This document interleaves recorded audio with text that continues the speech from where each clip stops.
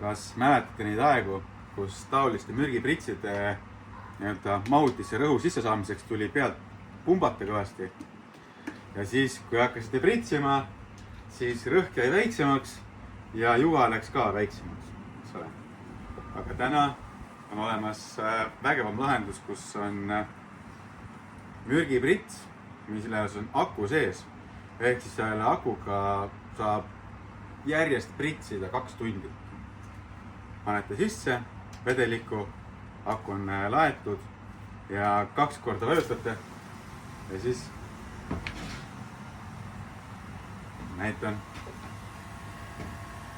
Saate otsast seda juga juhtida, nii nagu vaja on. Ehk siis ei teki sellist olukorda, et kui rõhk on alguses paagis suurem, siis läheb kaugemale.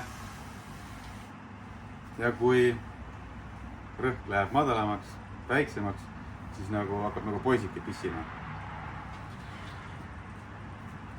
Ühesõnaga, ma tahan öelda seda, et see on väga asjalik abimees. Tellige see endale, kellel veel ei ole. Kinkige seda talle. Aga kasutusvaldkondadest. Erinevad mürgid, mis on mõeldud siis putukate vastu teie aias.